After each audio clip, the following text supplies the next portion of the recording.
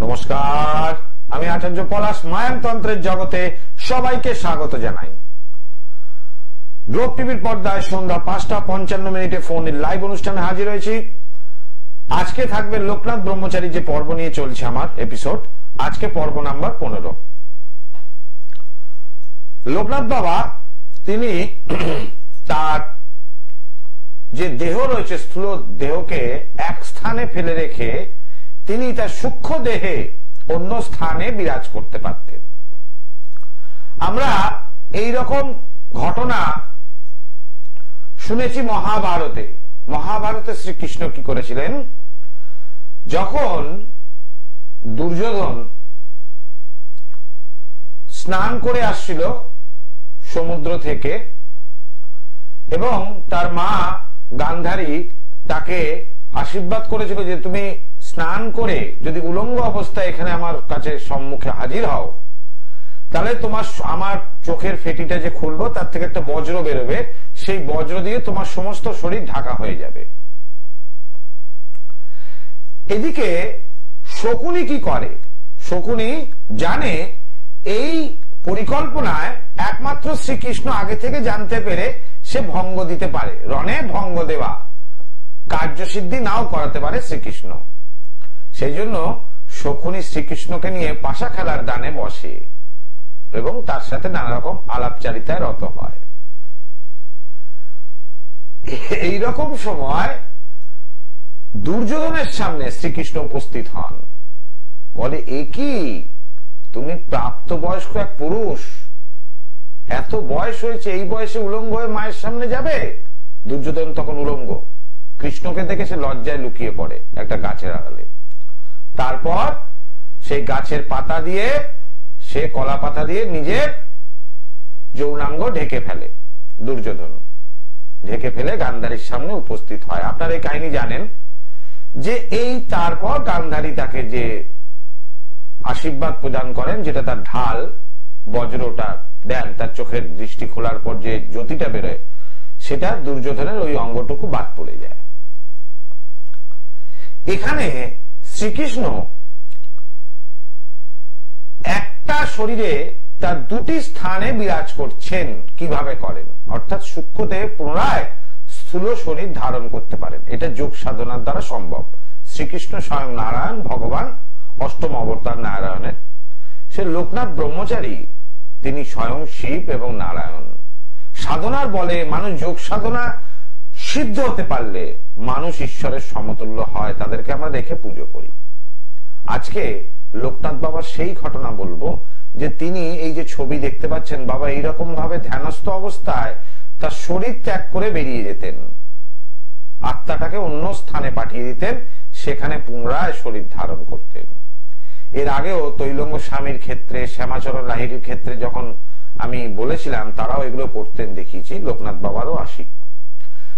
আজকের পর্ব দেখাবো, মানে বলবো আপনাদের লোকনাথ বাবার এটা কি ঘটেছিল সেই দিনকার ঘটনাটা।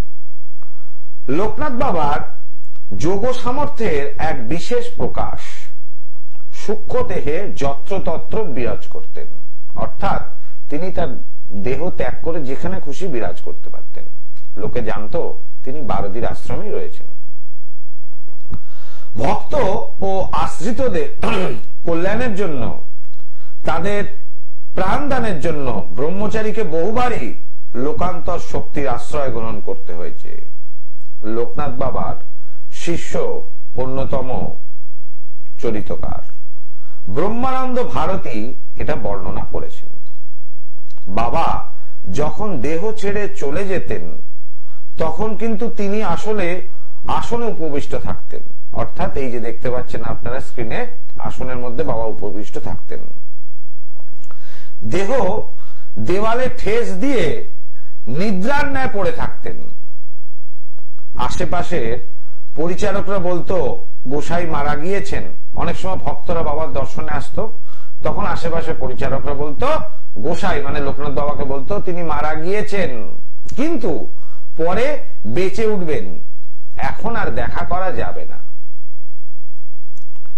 এইরূপ দেহ থেকে আত্মাকে আলাদা করে বাহিরে যাওয়ার কথা বাবাও স্বীকার করেছিলেন, তিনিও বলেছিলেন। এইরূপ দেহ থেকে আত্মাকে বাহির করার বহু কাহিনী আছে, তার মধ্যে একটি আপনাদের কাছে নিবেদন করছি। এখন ভালোভাবে শুনুন। একবার দ্বারভাঙ্গায় অবস্থানকালে বিজয় কৃষ্ণ গোস্বামী মহাশয় লোকনাথ বাবার খুব প্রিয় ভক্ত ছিলেন। তিনি সেই সময় সনাতন হিন্দু ধর্মের ঢাকায় বিস্তর প্রসার ঘটিয়েছিলেন। সেই সময় তিনি এক বিশেষ হিন্দু ধর্মের কারণে বিজয় কৃষ্ণ গোস্বামীকে দ্বারভাঙ্গায় যেতে হয়, বিহারের দ্বারভাঙ্গায় অবস্থাকালে বিজয় কৃষ্ণ গোস্বামী মহাশয় মরণাপন্ন হয়ে পড়েন। প্রচন্ড পেটের যন্ত্রণায় কষ্ট পাচ্ছিলেন।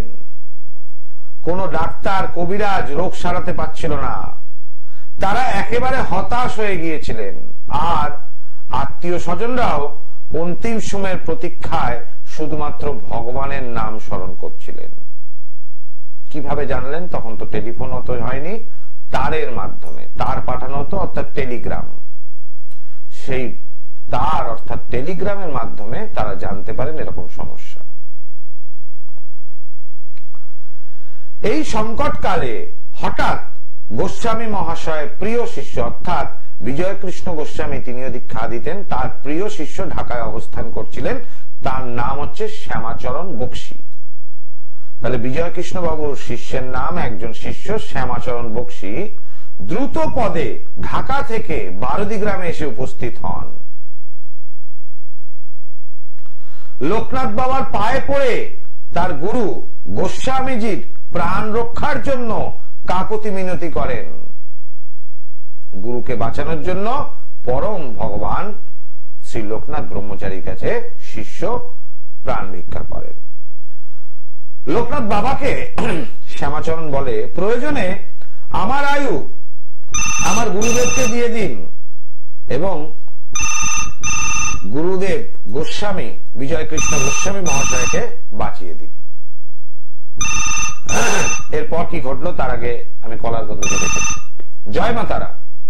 জয় মা তারা। বলুন, কে বলছেন, কোথা থেকে বলছেন? হ্যাঁ, আমি প্রদীপ মুখার্জি বলছি। আমি আসানসোলের কাছে চেনাপুর থেকে বলছিলাম। আমি ছেলের সম্পর্কে জানতে চাইছিলাম। ছেলের নাম কি? ছেলের নাম অভিজিৎ মুখার্জি। জন্ম তারিখ? হ্যাঁ, জন্ম তারিখ হচ্ছে 19/10/2003। আর সময় হচ্ছে 10:30 সকাল। জন্মস্থান? বরাকর। কোন জেলা পড়ছে ওটা? এটা আমার পশ্চিম বর্ধমান। রবিবার জন্মবার? হ্যাঁ, রবিবার জন্মবার, ঠিক আছে। এখানে যেটা পাচ্ছি ধনু লগ্ন, কর্কট রাশি, পুষ্যা নক্ষত্রে জন্ম। কি নিয়ে প্রশ্ন? প্রশ্ন মানে মানে পড়াশোনা, শারীরিক এগুলো। পড়াশোনা, শারীরিক জায়গাটা ভালো নয়, স্বল্পায়ু। আর পড়াশোনার জায়গাটা আসি। পড়াশোনার জায়গাটা দেখতে গেলে কি নিয়ে পড়াশোনা করেছে, মানে করছে তো এখন মনে হয় 2003 জন্ম, মানে 2024-25 পড়লো, তাহলে 21 বছর বয়স তো। হ্যাঁ, বিটেক করছে। ঠিক আছে, বিটেক ইঞ্জিনিয়ারিং ঠিক আছে, নেওয়া লাইন। হ্যাঁ, আচ্ছা। লাইন নেওয়া ঠিক আছে। আচ্ছা, চাকরি সরকারি না বেসরকারি? একটু বেসরকারি চাকরিতেই উন্নতি হবে। একাদশ ভাবটা পীড়িত আছে, রবি শুক্রের একটা দারিদ্র্যযোগ, সঙ্গে কেতু অবস্থান করছে। আচ্ছা, শরীর স্বাস্থ্য ডিস্টার্ব থাকবে, গুপ্ত শত্রু দ্বারা ক্ষতি হওয়ার সম্ভাবনা রয়েছে। এফোর্ট দেওয়ার সঙ্গে সঙ্গে আয় উন্নতি হবে না সেরকম ভাবে। আচ্ছা, এমনি লাইন চুজ করা ঠিক আছে। ঠিক আছে, একাদশ ভাবটা ডিস্টার্ব হয়েছে, যার জন্য যতখানি মার্কস পাওয়ার কথা সেটাও পায় না কিন্তু, তাই না? হ্যাঁ, এটা ডিস্টার্ব আছে। আর একটা তৃতীয় ব্যক্তি দ্বারা, গুপ্ত শত্রু দ্বারা ক্ষতি হওয়ার সম্ভাবনা, এটা থেকে একটু সাবধানে থাকতে হবে। কেমন? জয় মাতা। দর্শক বন্ধু, গ্লোব টিভির পর্দায় আমি যে লাইভ অনুষ্ঠান করি সন্ধ্যা 5:55 প্রতিদিন এবং সকাল 11:40 আমার অনুষ্ঠান থাকে গ্লোব টিভিতে। যারা ফোন করতে চাইছেন একদম ফ্রি কনসালটেন্সি, কোনো চার্জেস লাগে না এতে, এবং তার জন্য আমি যে কোন সমস্যা একদম যেটা পিন পয়েন্ট বিচার সেটাই করে দিই সংক্ষিপ্ত সময়ের মধ্যে। জানার জন্য আমি বারবার বলি, গ্লোব টিভিতে আমাকে ফোন করুন, ফ্রি কনসালটেন্সি অবশ্যই পাবেন, কিন্তু চেম্বারে আসার জন্য জানার কোনো প্রয়োজন নেই। চেম্বারে যারা আসবেন তাদের একমাত্র সমস্যা যদি থাকে তারাই আসুন, কারণ আমি আগে কোনো প্রতিকারের মূল্য কারুর কাছ থেকেই নিই না। মানুষকে সমস্যা মুক্ত করব, তারপর প্রতিকারের মূল্য নেব।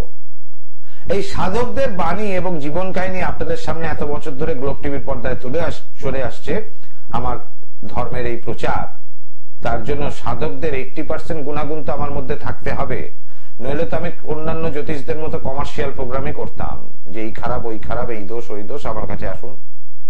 আমি কিন্তু কোনোদিন কাউকে আমার কাছে আসতে বলি না। আমি বলি যদি জানার থাকে আমাকে ফোন করুন, আমি বলে দেবো অবশ্যই সংক্ষিপ্ত সময়ের মধ্যে। একটি মাত্র প্রশ্ন করবেন, আর সমস্যা থাকলে তবেই আমার সাথে যোগাযোগ করুন, নচেত কিন্তু নয়। আমি যেহেতু পেশায় জ্যোতিষী, আমি ফিজ নিয়ে দেখি, বিনা পয়সা কাউকে দেখি না। কিন্তু তন্ত্রটা আমার কাছে সাধনা, সেই জন্য মানুষকে আগে উপকার করি, তারপর মূল্য নিই। এবং এটা টিভিতে যেটা বলি, চেম্বারেও সেটা করি। অনেকে বলেন টিভিতে এক কথা, চেম্বারে আর এক কথা, তা কিন্তু আমার কাছে নয়। এবং যারা আমার চেম্বারে এসছেন তারা প্রত্যক্ষভাবে প্রমাণিত যে তারা জেনেছেন যেটা আমি বলি টিভিতে সেটাই কার্যক্ষেত্রে করে দেখাই। সরাসরি ফোন করার জন্য দেখুন দুটি নাম্বার আছে গ্লোব টিভি পর্দায়, 9836955394 এবং 9836396305। আমার নিজস্ব বাসগৃহ উত্তর কলকাতার শ্যামবাজার, কলকাতা স্টেশন আর জিগর হসপিটালের কাছে। সেখানে আমার গৃহ মন্দির, সেখানে আমাকে পেয়ে যাবেন শনি এবং রবিবার। আর বুধবার দিন পাবেন ব্যারাকপুর, শুক্রবার দিন হাওড়া ময়দান, প্রতি অমাবস্যায় তারাপীঠে পেয়ে যাবেন আমাকে। আসি তারপর কি হলো। লোকনাথ বাবা বিজয় কৃষ্ণ গোস্বামী মহাশয়কে বড় ভালোবাসতেন। তার উপর শ্যামাচরণ বক্সির তার শিষ্য এই কান্নায় বাবার হৃদয় একেবারে গলে গেল। বাবা শ্যামাচরণকে বলেন, তুমি ফিরে যাও ঢাকায় তোমার বাড়িতে, আর বিজয় কৃষ্ণের পরিবারকে খবর দাও যে আমি পরশুদিন বিজয়কে ভালো করে দেব।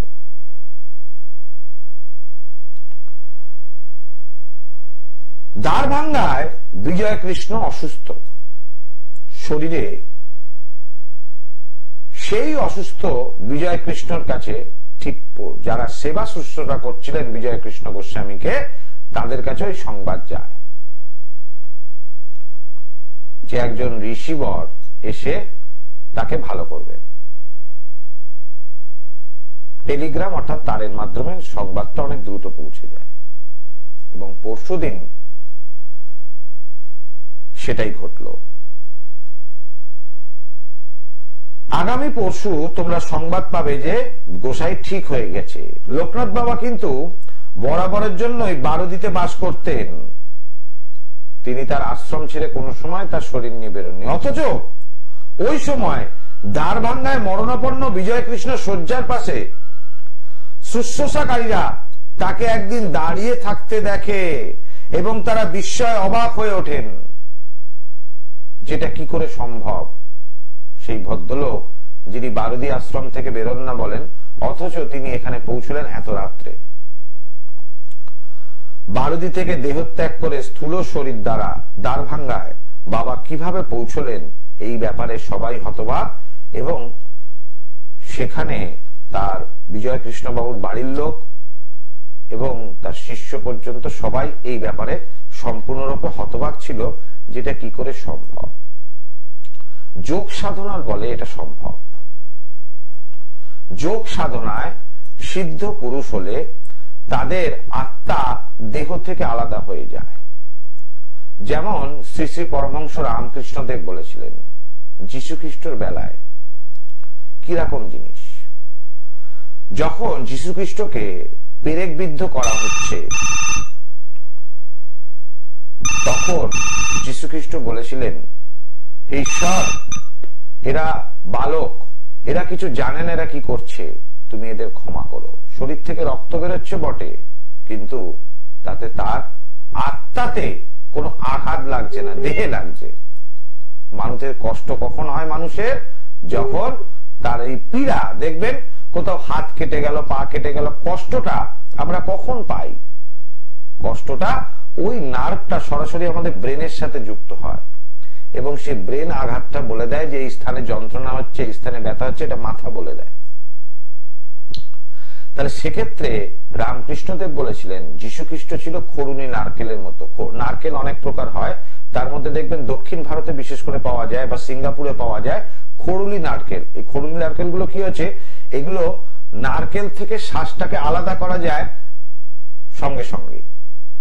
মানে আমাদের এখানকার নারকেলে যেমন শ্বাসটা টাইট ভাবে নারকেলে খোলার সাথে লেগে থাকে, কিন্তু খরুলি নারকেলে সেই শ্বাসটা কিন্তু টাইট ভাবে লেগে থাকে না, ওটা আলাদা ভাবে থাকে তার খোলসের থেকে। এটা কি বলা খরুন। তাই বলেছিলেন এই আত্মার সঙ্গে দেহকে যদি আলাদা করা যায় তবেই রাজযোগ প্রাপ্তি করা যায়। এই রাজযোগ সাধনা অনেকেই করেছেন, তৈলঙ্গ স্বামী, শ্যামাচরণ লাহিড়ী, রামকৃষ্ণদেব, বামদেব, আর লোকনাথ ব্রহ্মচারী এপিসোড এখন চলছে। তো লোকনাথ বাবারও এই কাহিনী আপনাদেরকে বললাম। এই আত্মাকে দেহ থেকে আলাদা করে সেই স্থানে পৌঁছে গেলে তো সেই মহাপুরুষ যোগীবর যখন দেখতে পান তখন তাকে বলা হয় হঠযোগ। সেখানকার পরিস্থিতি সব জানতে পারলেন কিন্তু সেখানে নিজের শরীরকে ধারণ করতে পারলেন না, এটাকে বলা হয় হঠযোগ, যোগ সাধনার দ্বারা। আর রাজযোগটা কখন হয়, যখন সেই স্থানে গিয়ে আরেকটা শরীর ধারণ করেন, মানে একই মানুষ দুটো স্থানে বিরাজ করছেন, একে বলা হয় রাজযোগ। আমি কলার বন্ধুকে দেখে নিই। জয় মাতারা। নমস্কার। নমস্কার, কে বলছেন, কোথা থেকে বলছেন? আমি সমীর বলছি, জামশেদপুর থেকে। সমীর কি? সমীর দাস। আচ্ছা, আপনার নিজের সম্বন্ধে জানবেন? হ্যাঁ, আমার অ্যাকচুয়ালি মায়ের অসুস্থতা থেকে আমার সম্বন্ধে জানি।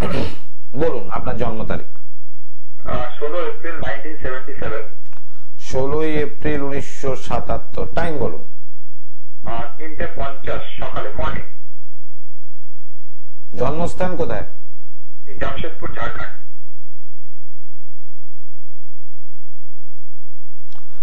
এখানে যেটা দেখতে পাচ্ছি বাংলা মতে শুক্রবার রাত্রি, ইংলিশ মতে শনিবার, তাই? হ্যাঁ, একদম ঠিক। এখানে মীন লগ্ন, মীন রাশি, উত্তর ভাদ্র নক্ষত্র জন্ম আপনি। লগ্নের উপর শুক্র অবস্থান করাতে বকরি হয়ে যাওয়াতে টঙ্গির জায়গায় নিচস্থ ফল দিচ্ছে। শরীর স্বাস্থ্য নিয়ে একটু ডিস্টার্ব আসবে এবং সরল মনের মানুষ হবেন, লোকে আপনাকে বেশি করে ঠকাতে চাইবে। বলুন। অনেক শত্রুতাও হয়েছে। ঠকেছেন? হ্যাঁ, অনেক ঠকেছি, শত্রুতা হয়েছে, এখন বিরাট সমস্যা। এটা তো আপনি বলেননি আপনার সমস্যা, আমি শুধু শুরু করলাম এইটা দিয়ে। এবার বলুন আপনার সমস্যা। আমি রোজ ফলো করি, ওই লাইন পেয়েছি। আচ্ছা বলুন, আজকে প্রশ্ন কি করতে চাইছেন আমাকে? প্রশ্নটা অনেক বড়, ছোট এক লাইনে বলছি। আমার মায়ের উপরে সেরিব্রাল অ্যাটাক হয়েছে। আর শত্রুতা নিয়ে আমাদের গেছে। এই যে বাড়িতে থাকি, আমি আর মাই থাকি, দাদারা সব আলাদা হয়ে গেছে।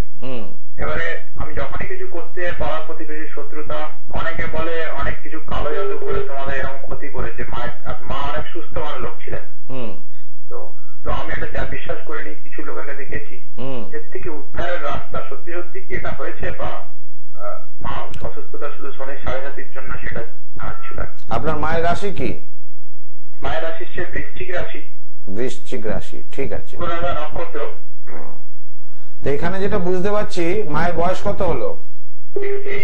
68। এটা যেটা আমি বুঝতে পারছি, প্রথমত যে রাশি এবং যে নক্ষত্র বললেন আর যা বয়স বললেন, তাতে এই বয়সে আপনার মা আগে সুস্থ থাকতেন, কিন্তু আপনার মায়ের কিন্তু অল্পেতে ঠান্ডা লেগে যাওয়ার একটা প্রবণতা ছিল, যদি রাশিটা সঠিক থাকে এবং নক্ষত্র অনুযায়ী। হতো এরকম? আছে। তাহলে আপনি কি করে বললেন আপনার মা সুস্থ ছিল? এখন ঘোরতর বিপত্তি, সেটা মানছি আমি।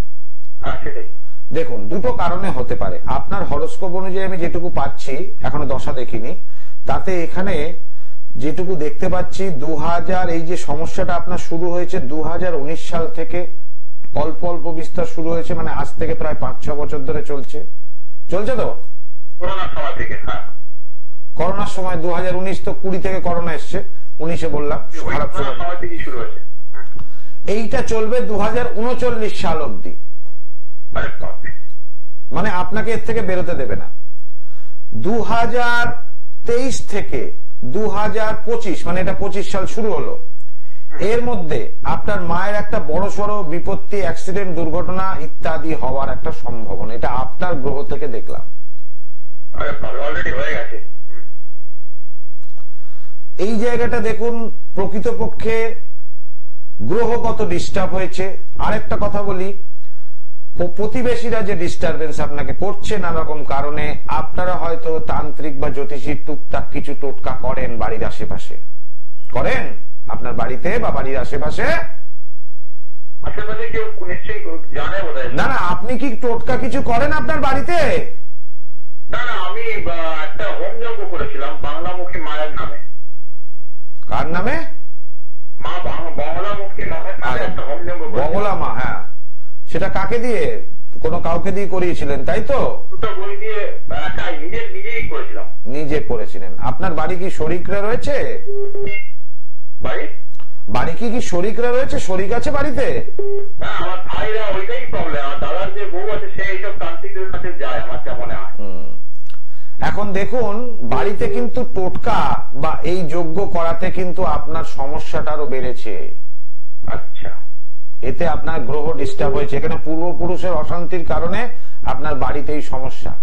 এটা পূর্বপুরুষের দোষ কাটাতে হবে, কোন তন্ত্রক্রিয়া না। এটা তন্ত্রক্রিয়া দ্বারাই পূর্বপুরুষের দোষ কাটাতে হবে। টেকনোলজিটা আলাদা, সবাই জানে না এটা। পূর্বপুরুষ দোষ কাটানো কি জিনিস সেটাই জানে না।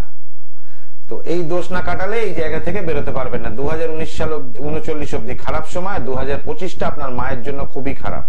সুতরাং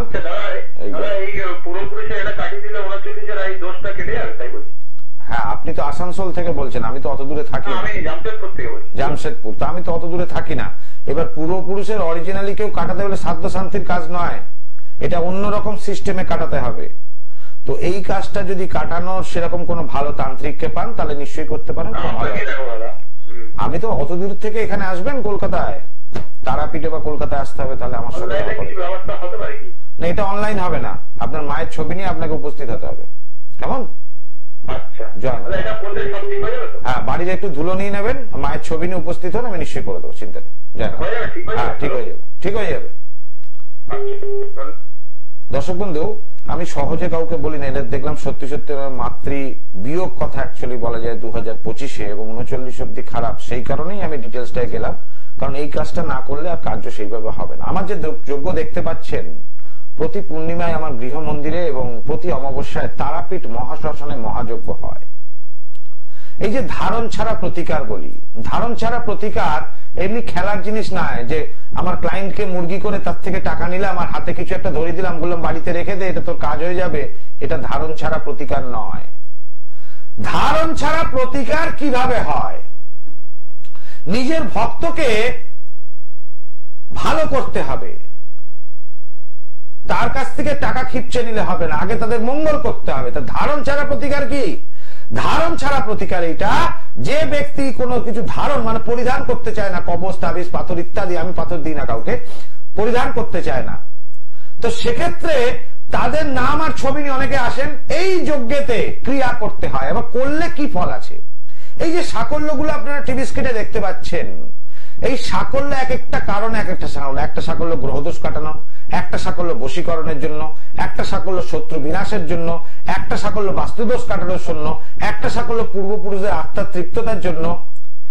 এই যজ্ঞে সেই অদৃশ্য শক্তিকে আহ্বান করতে হয়। এই আগুনে যখন সাকল্য প্রয়োগ হবে তখন সেই গন্ধে, আগুন থেকে অগ্নির থেকে যে ধোঁয়া উৎপন্ন হয় তার থেকে গন্ধ বেরোয়, সেই সেন্টে তাদের আগমন হবে এবং যে ব্যক্তির ক্রিয়া করব সেই অদৃশ্য শক্তি, তারা মায়ের যারা দূত, ডাকিনী যোগিনী, তারা এসে কাজ করে দিয়ে যাবে।